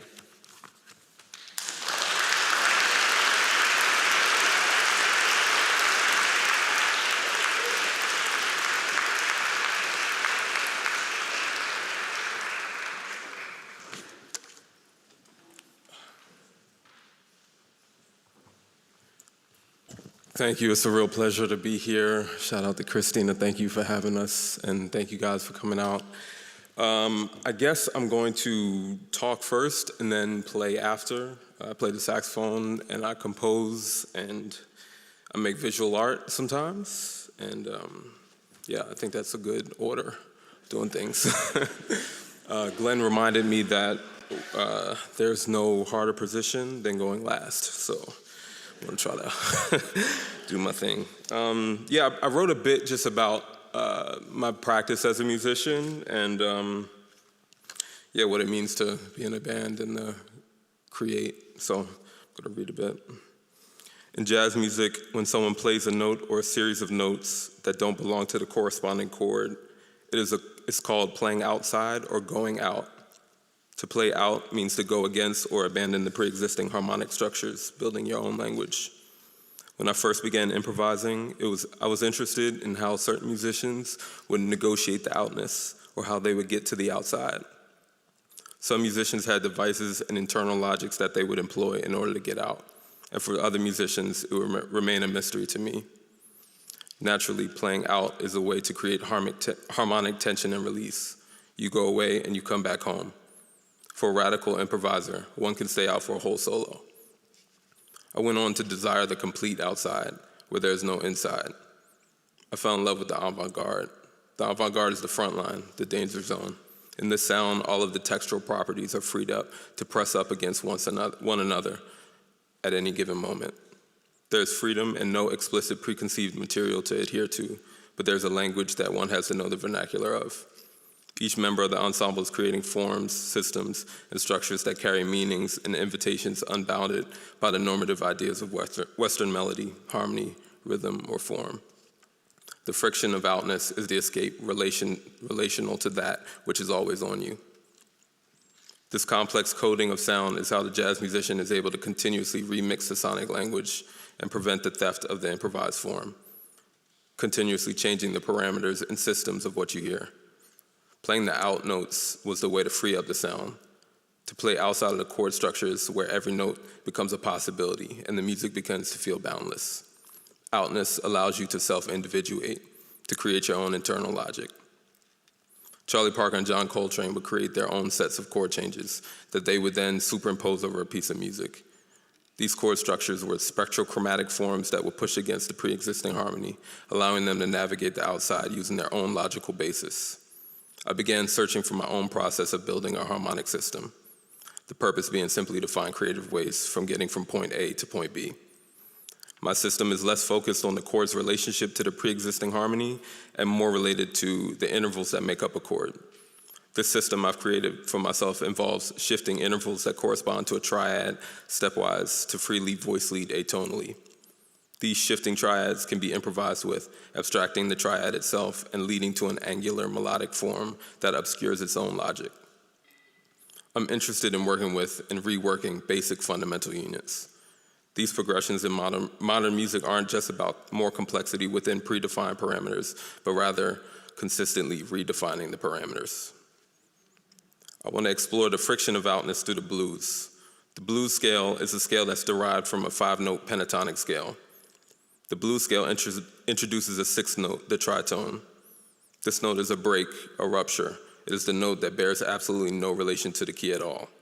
It is in fact the farthest note away from the relation to the root. The tritone bears no gravitational pull in relation to the root. Balanced imperfectly in its alienation, it sustains the tension and is a refusal to the resolution.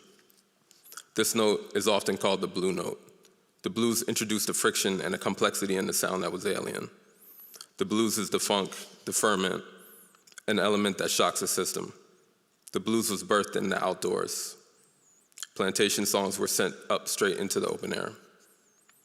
I want to trace the figurative musical outside to the literal. Saxophonist Sonny Rollins took a hiatus from performance and secretly began practicing on the Williamsburg Bridge almost daily between 1959 and 1961, playing up to 16 hours per day. He was playing an instrument outside, and that teaches you a lot about sound. As musicians, we need to hear what the sound is like with no walls, where the sound goes up and disappears, never coming back to you. I have a Fluxus-style piece I call Black Music. Step 1 is to go into the forest far away from any and every potential of capture. Step 2 is to play as many notes into the world as you desire. I wonder if blackness is simply vanishing into obscurity with no record, bearing no trace and no account for existing. In Lose Your Mother, Saidiya Hartman refers to enslaved Africans in the hold as those who had left no record of their lives. I'm interested in the tension between this violence of erasure and the condition as a possibility, an aesthetic or ontological space outside of the capture. Maybe black and outside are one and the same. To be in the black is to be in the clear. It is boundlessness, the beyond, endless possibility. Throughout my conceptual and compositional practice, I've engaged with the notion of the vessel as both a musical and metaphysical condition. I composed the 7th Hand in 2022, which is a 7-movement suite that is an inquiry into spirit possession articulated through a progressive dissolution of, I guess, 7 movements of music. 7 movements. Structurally, the suite kind of unfolds, beginning with the most composed material, and then by the last movement, it's only one single notated note. And by that point, the performer is expected to inhabit the state of the vessel at that point. It is an experiment using performance to reach a state of witness, an aspirational state in which we no longer are the ones making the music. Devices such as repetition, modality, chant, and free improvisation, sonic and/or ritual technologies that recur across spiritual practices in the diaspora, operate as forms of invocation in the work. I want to exhaust musical materials and formal systems where the boundaries of the performer and the score might dissolve. Across both of my long form and through composed works, I've explored the possibilities of the body as a vessel. In The Seventh Hand, through the lens of spirit possession, and through my newest piece, Blues Blood, through the lens of ancestral knowledge. While improvising, you're creating melodic material, thematic material, rhythmic material, phrases with symmetry, asymmetry, following laws of balance and imbalance, all while listening to one another. This listening is an active internalization of everything going on around you in what may be a geospatial sense. What you offer is then both in response and in resistance. So much improvised information is being offered by every instrument at any given second that each musician has to choose what material to react to. There's no singular black genius in the music, and the solo is a rehearsal of collectivity.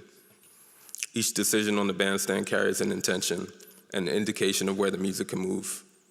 These considerations are microscopic and feel like kinetic gears continuously morphing, giving way to new shapes and forms. McCoy Tyner talks about his time in the John Coltrane Quartet by saying, "It was like we were four pistons in an engine."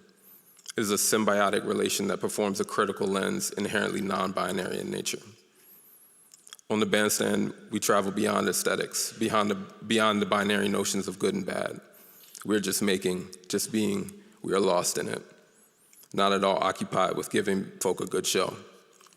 In collaboration with the same three instrumentalists for 8 years, we've reached a point in which public failure is always imminent. The music is born into a place of risk.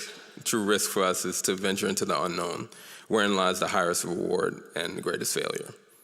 Sylvia Wynter would call for an aesthetic no longer bound to the colonial order of representation, judgment, or mastery. Or as my friend, South African pianist Induduso Makatini has said, the performance is an ongoing rehearsal. The work is all process, excess, labor. Practice is the escape route for me as a musician. The performance is now the practice or the process. This is the secret and the sacred made public. A part of me doesn't believe we should be listening to these moments out of the sheer intensity and resonant power that these moments hold. The process that I'm getting at is not in a state of underdevelopment. It is where you begin to see the light, where intensity is high, and the labor begins to yield this certain type of beauty.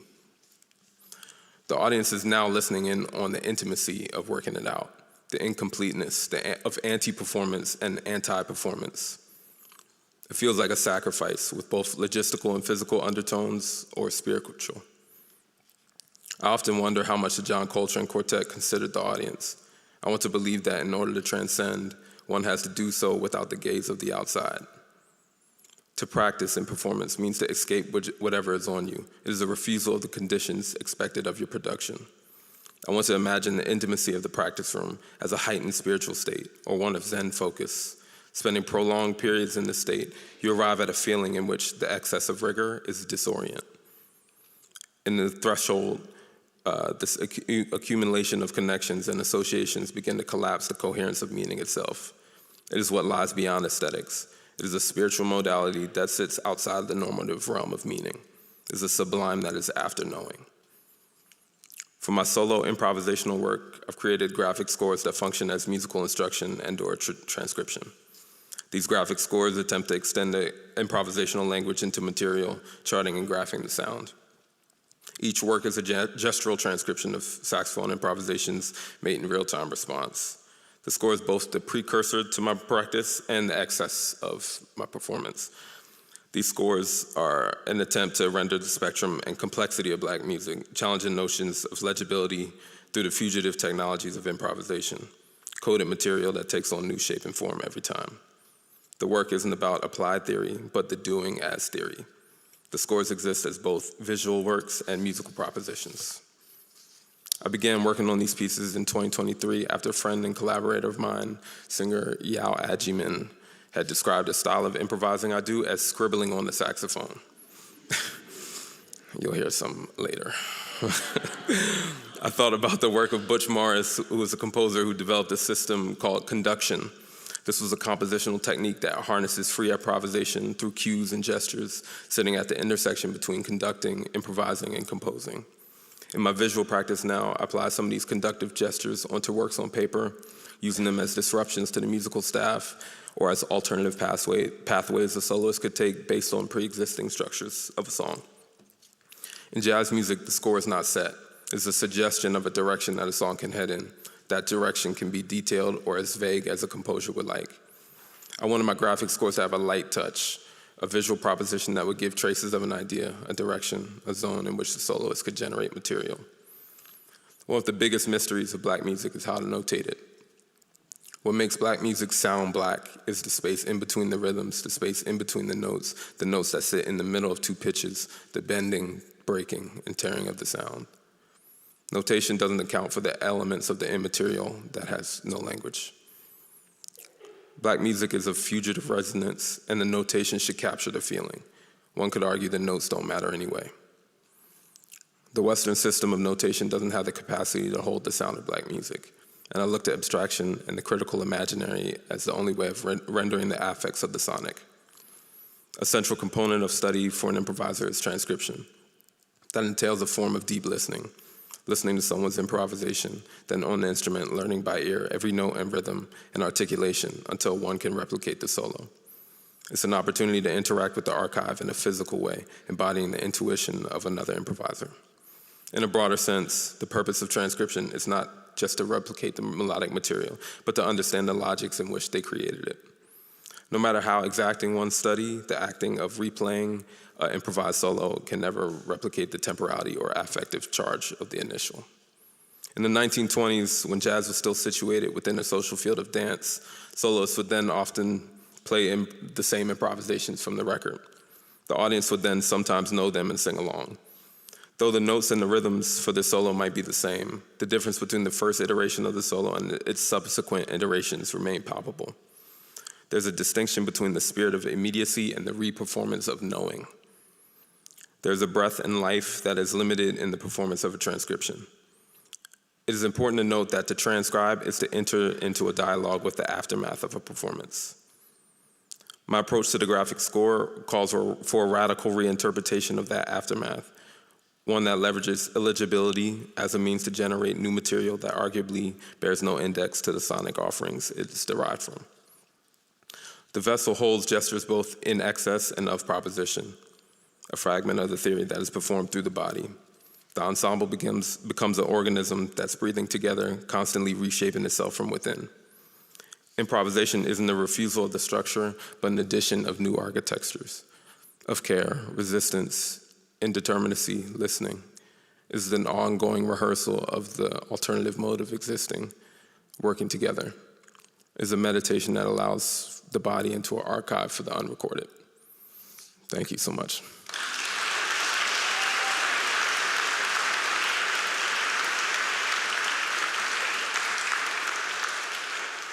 Scribble on the saxophone for 5 minutes.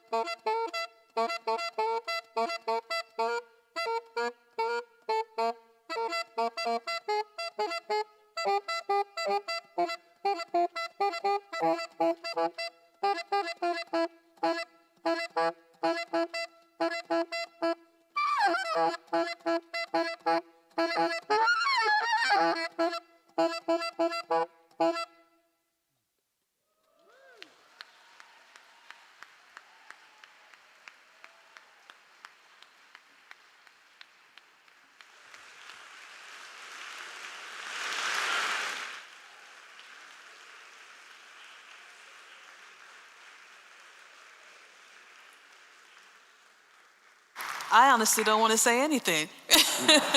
Can we have another round of applause?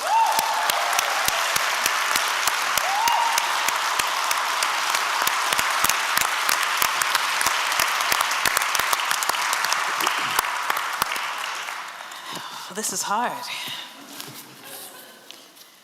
So I'm going to make it easy and say thank you, Glenn, Madeline, Kinesia, and Emmanuel, for all you have given us tonight, these sounds that will reverberate. Wow.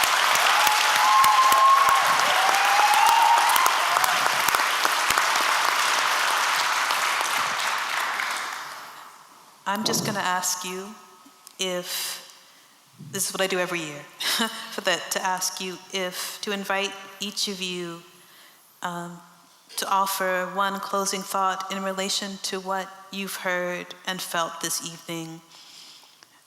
Perhaps it's in speaking to each other about what emerged for you in the listening as your works made something together in this space.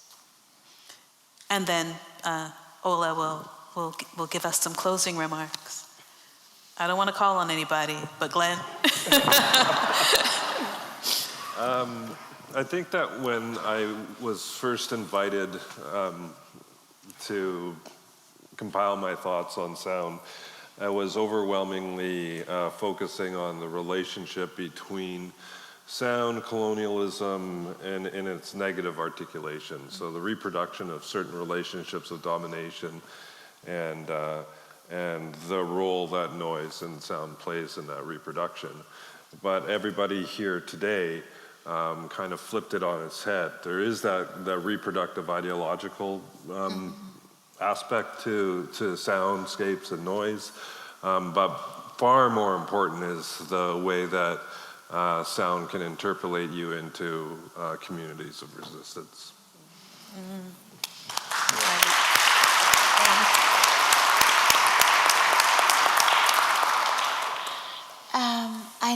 I knew, I didn't know how, but I knew that being together would somehow mend a lot of our hearts in some ways, and I really felt that. And I really had the sense of that we each put a sound out and you could hear it return in each of us. And I felt that finally also with the notes, like you could almost, maybe it was, I've never been on this side of the stage during a music performance. You could hear it go out and return, and it was astonishing. Yeah.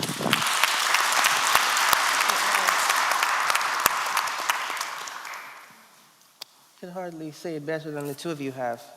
But I just feel that the lens inside of which we can look at the world now, after these articulations, is wider and deeper, and perhaps makes a different kind of invitation. And I just feel a kind of gratefulness.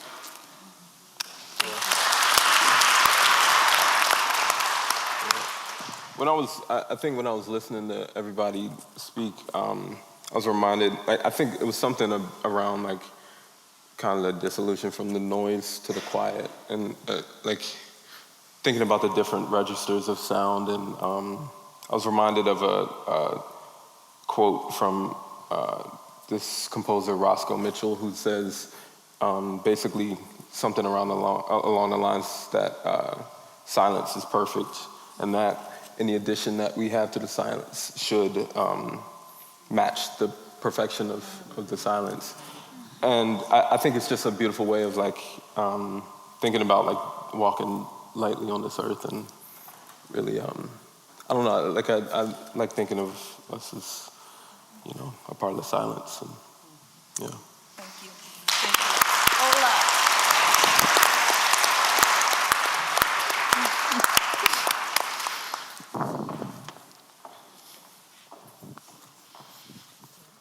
So, can people hear me? It's Is this not on yet. Oh, there you go. Ooh, I heard myself. First off, can we give a round of applause again to our wonderful alchemists this evening? Thank you. Wonderful. I also would like to thank Dr. Christina Sharp for inviting me to be here. I'm grateful for the opportunity to speak to the depth and scale of the work this year's alchemists, Glenn Coulthard, Kinesia Lubrin, Madeline Tien, and Emmanuel Wilkins offer us this evening, thinking with and through sound at the interregnum.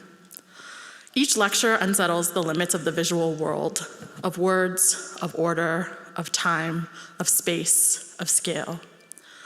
They use sound as method, offering other ways of knowing terror, melancholy, beauty, refusal, and invention. Psychoacoustics tells us that sound is both a physical event and a perceptual one. Technically, sound is the sensation produced when our organs of hearing are stimulated by vibrations moving through air, water, land, or other mediums. These vibrations emerge through the repeated pattern of compression and release. Air molecules are pushed together, then allowed to spring apart, then pressed together once again. This cyclical motion is what enables sound to travel. Through the lens of Black and Indigenous studies, we can understand sound as material and metaphor as inherently relational. Sound and sonic practices are multisensory, they're intimate and visceral. They refuse capture, they disrupt space and time to allow us to register different ways of being.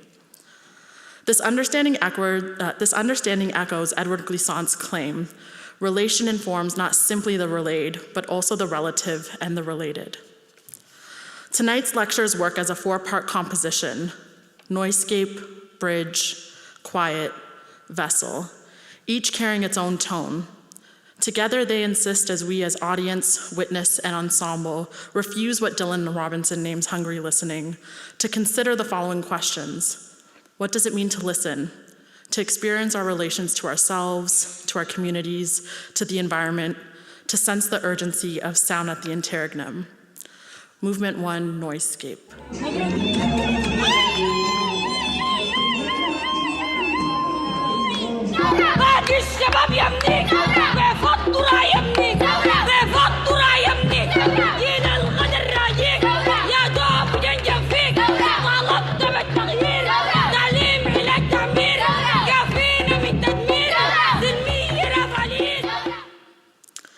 Glenn Coulthard attunes us to the noisescapes of Yellowknife's Dene community following the discovery of gold, highlighting how these sounds of violence, terror, and dispossession are central to colonial and imperial logics. For as Fanon tells us, Europe has stuffed herself inordinately with the gold and raw materials of the colonial countries. The wealth which smothers her is that which was stolen from the underdeveloped peoples. The noisescape of this giant mine reverberates transnationally across borders and time. It echoes in the UAE's imperial extractive practices and violence of gold mining in Sudan and in Congo's cobalt pits. The same global economic forces driving fossil fuel dependence and amplify the climate catastrophe, its destructive wake across the global south as we witness Hurricane Melissa's devastation of Jamaica and its anticipated effects on Haiti, Cuba, and the Dominican Republic. Coulthard offers this noise as method to understand the acoustic, affective, and material impact of colonialism.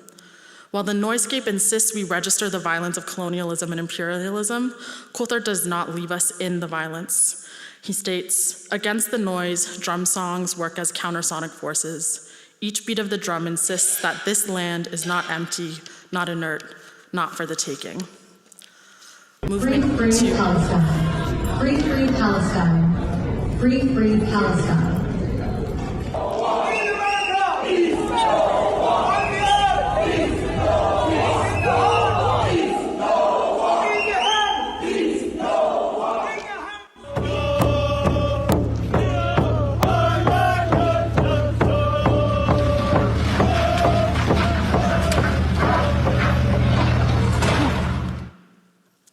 Movement 2, Bridges. Kinesia Lubrin channels the spirit of the musical bridge, often the part of a song that features new chord progressions, melodies, and lyrics to break up the repetition of the verse and chorus. It builds tension and new perspective.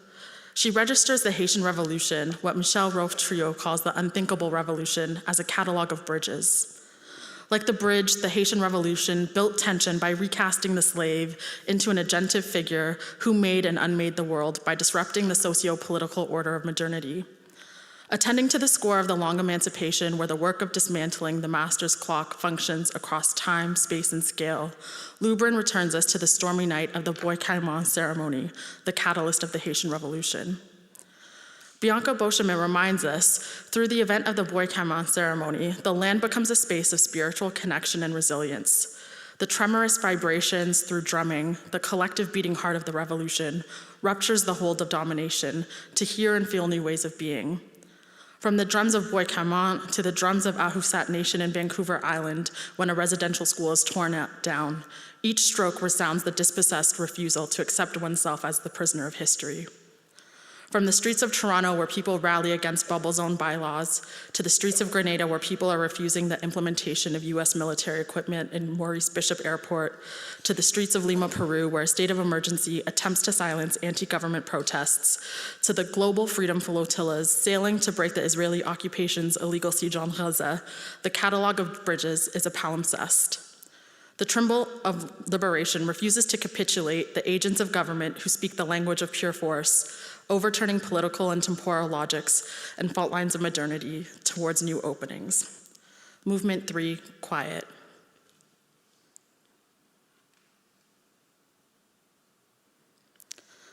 Madeleine Tien proclaims, quiet is not only or not always the absence of sound, but a stillness which makes a reality of hearing.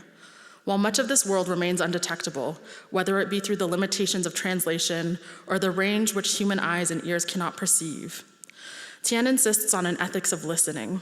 Tien's attentiveness to quietness is akin to Christina Sharp's wake work and Aaron Joseph's mariner hospitality.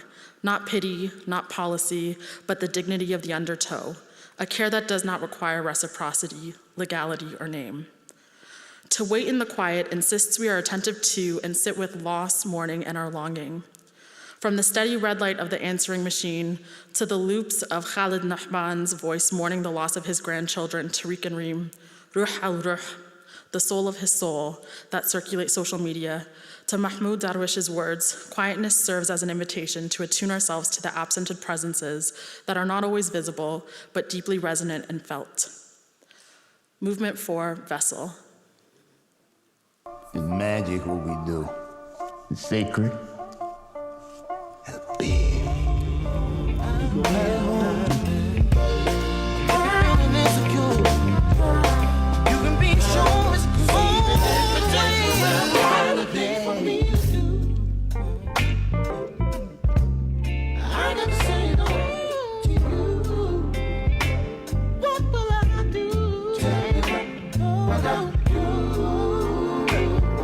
Sit it right there.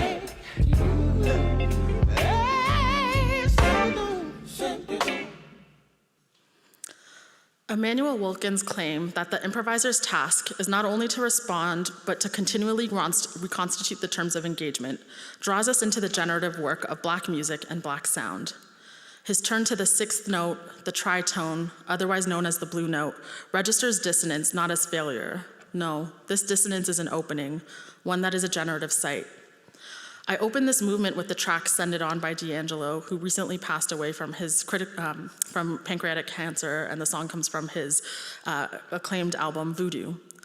Last weekend, Davies Studio held 2 listening room sessions in Toronto honoring D'Angelo at the Longboat Hall, named after Tom Longboat, a famous Onondaga distance runner from the Six Nations of the Grand River. Entering the music hall, witnessing the rotating ensemble of musicians move in and out of the big room on stage, sustaining the flow of improvisation, inviting us as audience to join the ensemble became a night of Black study, wherein the performance and audience theorized collectively. The Longboat Hall became the vessel, invoking multiple layers of journeying and crossing, both violent, such as the boat people of Haiti, of the Mediterranean, and transcendence, the groove. In a 2014 interview with cultural writer Nelson George, D'Angelo stated, "Blues was the nucleus of everything. Blues is, as Wilkins claims, an opening and clearing. It is what lies beyond aesthetics. It is a spiritual modality that sits outside of the normative realm of meaning. Black musicians channel sound at the interregnum to send it up, send it through, and send it back to you."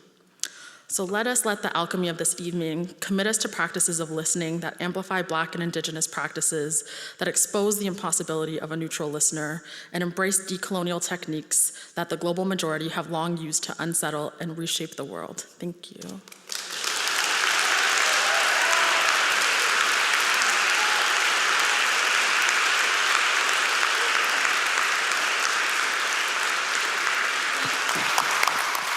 We need some sustained applause. Sustained. Right. I'm gonna stand and applaud y'all. Thank you. Thank you.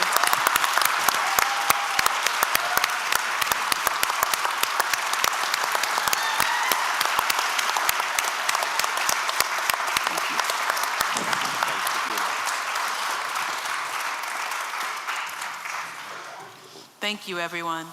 That's it. That's it.